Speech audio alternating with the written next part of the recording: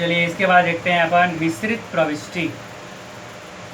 मिश्रित प्रविष्टि से क्या अर्थ है? जब एक ही प्रकार के व्यवहारों को एक से अधिक बार डेबिट या एक से अधिक बार क्रेडिट किया जाता है तो उस प्रकार के व्यवहार को मिश्रित प्रविष्टि कहते हैं। यहाँ पर एक साथ दे देगा, जैसे ए बी सी को माल बेचा, तो ए बी सी को माल बेचा यानी ए को भी बेचा, बी को भी बेचा, सी को भी बेचा। एक जैसे व्यवहारों को एक से अधिक बार हमको डेबिट करना है, जैसे अलग से एंट्री करेंगे, ए विकलांग टू बिक रहा है, बी विकलांग टू बिक रहा है, सी विकलांग टू बिक रहा है, ऐसा होता है। तो इसको एक ही अलग अलग डेबिट ना करके एक ही बार डेबिट जब कर देंगे हम, तो ये कहलाता है मिश्रित प्रविष्टि। आई बात समझ में? तो मिश्रित प्रविष्टि से ऐसा है जब एक ही प्रकार के व्यवहारों को एक से अधिक बार डेबिट या एक से अधिक बार क्रेडिट किया जाता है तो उस प्रविष्टि को ही बोलते हैं यहाँ पर मिश्रित प्रविष्टि। जैसे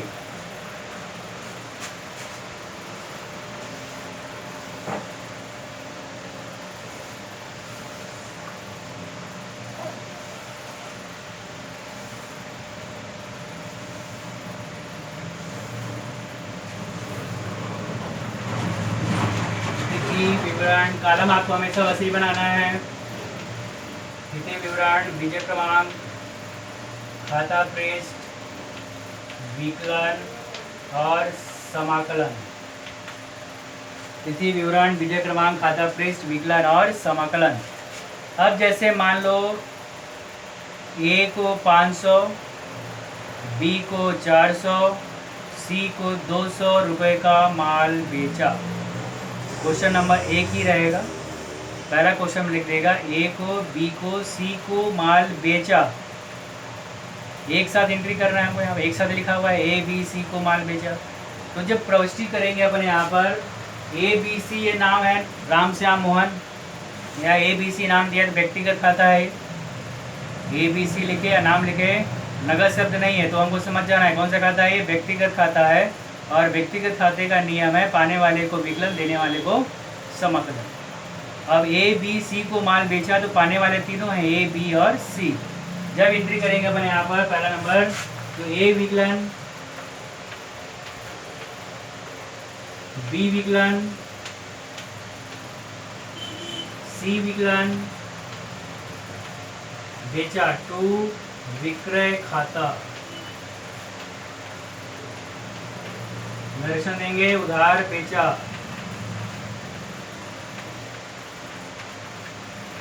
और जो भी अमाउंट बेचा है, जितना विकलन है, ए विकलन, बी विकलन, सी विकलन, तो विकलन में ही उस अमाउंट को लिखना है। लिखने का तरीका देखिए कैसे लिखना है। अब मान लो बोलता है ए को 500 का माल बेचा तो ए 500, बी का दिया है 400 का है तो 400, सी का मान लो 100 है तो 100। तो विकलन जो भी रहेगा, विकलन विकलन विकलन में उसका अमाउंट को लिख देना है ए बी सी, और फिर उसको जोड़ देना है 5 4 9 9 और 1 10, 1000 रुपया।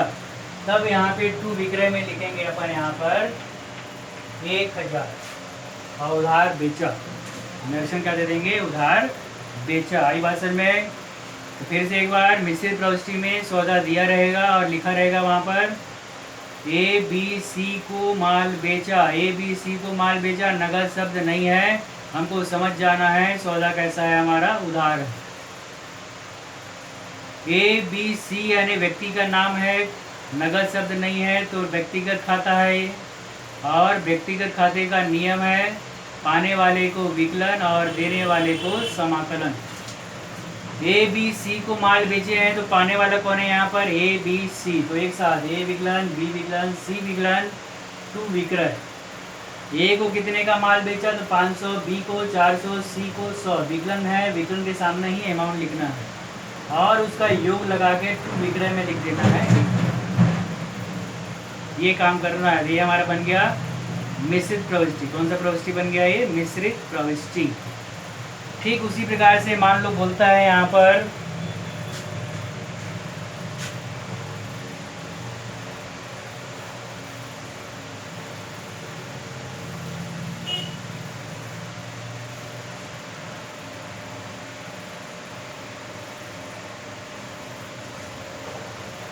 राम से, श्याम से, मोहन से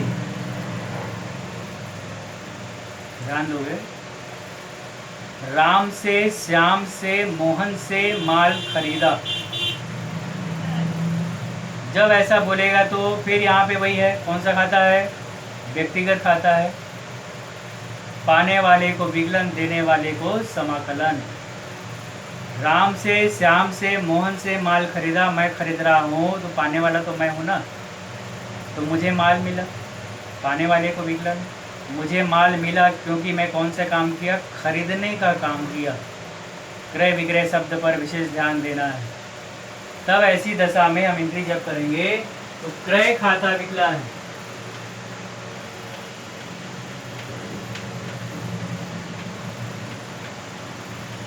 पाने वाले को विकलन, पाने वाला मैं था, मैंने कौन सा काम किया, खरीदने का काम किया, इसलिए क्रय खाता विकलन। देने वाला कौन है यहाँ पर, राम, श्याम, मोहन। कौन है देने वाला, राम, श्याम, मोहन। तब यहाँ एंट्री होगा टू राम, टू श्याम और टू मोहन।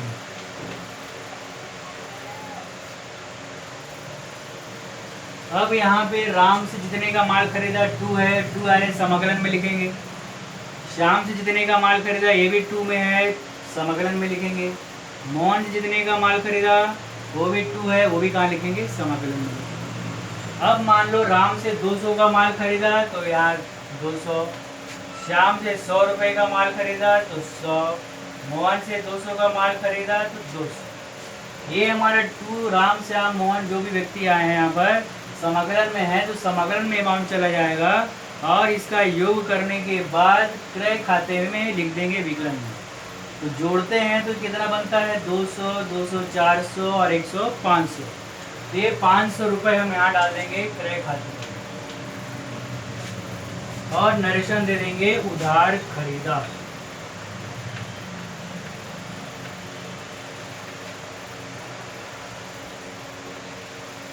ये भी आपका व्यक्तिगत खाते की श्रेणी में आ गया। आई बात समझ में। ये भी प्रविष्टि कौन सी प्रविष्टि कहलाएगी, मिश्रित प्रविष्टि। तो जहाँ पर एक ही सौदों को एक से अधिक बार डेबिट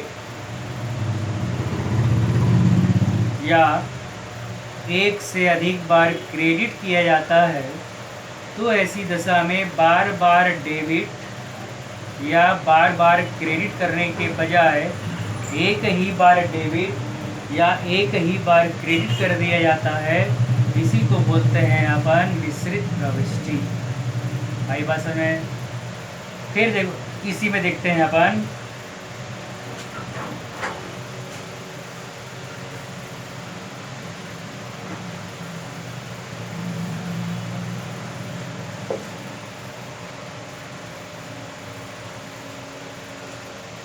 वेतन, बीमा, किराया दिया।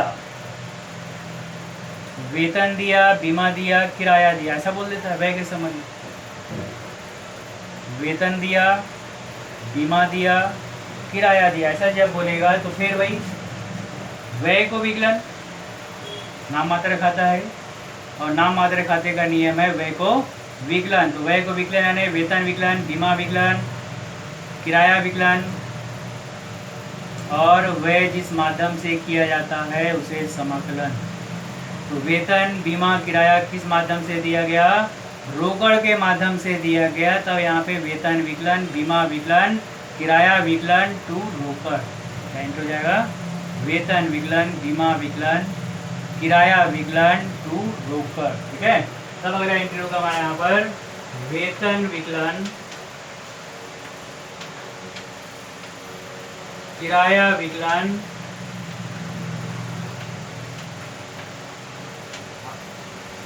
बीमा विकलन,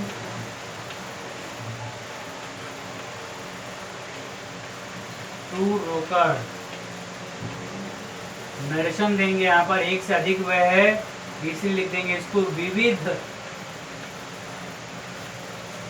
विविध व्यय का भुगतान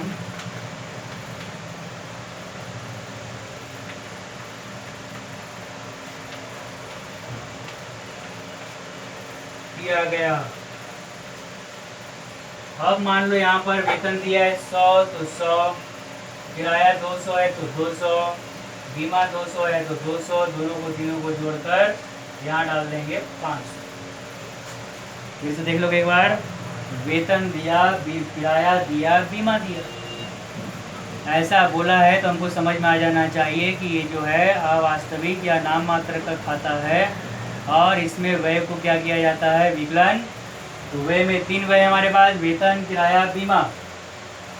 तो वेतन विकलन, किराया विकलन, बीमा विकलन, तीनों एक साथ, वेतन विकलन, किराया विकलन, बीमा विकलन टू ब्रोकर। और वेतन दिया 100, किराया 200, बीमा 200 लिख देंगे विकलन में, और लिखने के बाद तीनों का योग करके रोकड़ में डाल देंगे और फिर नरेशन दे देंगे। यहाँ एक से अधिक व्यय है, एक से अधिक व्यय होने के कारण यहाँ लिख देंगे विविध व्यय का भुगतान किया गया। क्या लिख देंगे, विविध व्यय का भुगतान किया गया। तो इस प्रकार से ये मिश्रित प्रविष्टि की जाती है। ठीक है, आगे बात समझ में। तो ये 3 खाता और तीनों खातों के माध्यम से मिश्रित प्रविष्टि, ये आपको समझ में आ चुका है। इसके बाद देखते हैं अपन बट्टे के संबंध में किस प्रकार से प्रविष्टि किया जाता है। बट्टे के संबंध में जानकारी लेने से पहले अपन को देखना है कि बट्टा 2 प्रकार का होता है, एक व्यापारिक बट्टा होता है और दूसरा नगद बट्टा होता है। एक व्यापारिक बट्टा और दूसरा नगद बट्टा। तो व्यापारिक बट्टा हमेशा उधार पर दिया जाता है और नगद बट्टा हमेशा नगद पर दिया जाता है। बट्टे के संबंध में अपने दिमाग में इस बात को रखेंगे कि व्यापारिक बट्टा हमेशा उधार पर दिया जाता है और नगद बट्टा हमेशा नगद पर दिया जाता है, पहली बात। दूसरा, व्यापारिक बट्टे का लेखा नहीं किया जाता है जर्नल में, केवल निकाल कर दिखाया जाता है। लेकिन नगद बट्टे का लेखा जर्नल में किया जाता है, उसको दिखाया जाता है कि इतना नगद बट्टा दिया गया है। तो व्यापारिक बट्टे का लेखा जर्नल में नहीं किया जाता है, केवल वास्तविक राशि को निकाल कर दिखाया जाता है, और नगद बट्टे का लेखा जर्नल में किया जाता है। तो ध्यान रखेंगे, व्यापारिक बट्टा उधार पर और नगद बट्टा हमेशा नगद पर दिया जाएगा। व्यापारिक बट्टे का लेखा प्रविष्टि में नहीं होगा और नगद बट्टे का लेखा प्रविष्टि में होगा या किया जाएगा।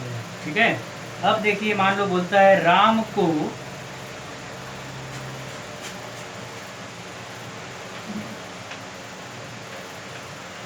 ₹10,000 का माल 5%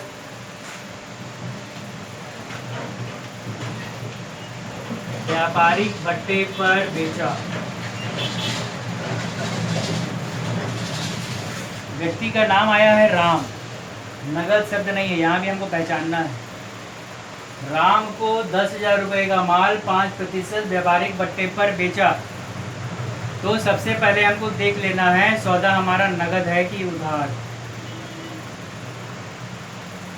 तो सौदा कैसे हमारे यहाँ पे उधार है, कारण नगद शब्द नहीं आया है। राम व्यक्ति का नाम आया है, व्यक्ति का नाम आते ही आपके दिमाग में आना चाहिए ये कौन सा खाता है, व्यक्तिगत खाता है। व्यक्तिगत खाता है मतलब पाने वाले को विकलन, देने वाले को समकलन। राम को माल बेचा तो पाने वाला कौन है यहाँ पर, राम। तब प्रविष्टि करेंगे पहले अपन राम विकलन टू विक्रय। पहले एंट्री कर लिए राम विकलन टू विक्रय, नरेशन दे दिए, उधार माल बेचा।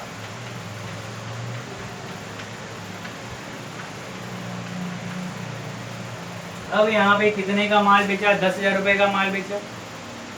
तब क्या करेंगे अपन, इसी के नीचे गणना कर लेना, 10,000 रुपये का 5%, नीचे बट्टा दिखाना निकाल कर, 10,000 गुणित 5/100 कितना आ गया, ये 500। फिर यही करना, 10,000 का माल था, उसमें बट्टा निकला 500, घटा देंगे तो कितना आ गया, ये 9,500। तो अब यहाँ एंट्री करेंगे अपन राम विकलन 9,500, और विकलन है तो समकलन साइड 9,500। फिर से देख लो एक बार, राम को माल बेचा 10,000 रुपये के व्यापारिक बट्टे पर, पहले एंट्री करना राम विकलान टू विक्रय, नरेशन देना उधार माल बेचा, नीचे इसे गणना करना 10,000 का 5% 500, और फिर वहीं 10,000 माइनस 500 करेंगे, कितना आएगा 9,500, और उस 9,500 को लिखेंगे राम विकलान टू विक्रय, 9,500 विकलन और समाकलन में दोनों तरफ। ये होता है हमारा व्यापारिक बट्टा। आगे बात समझ में, चलिए ठीक।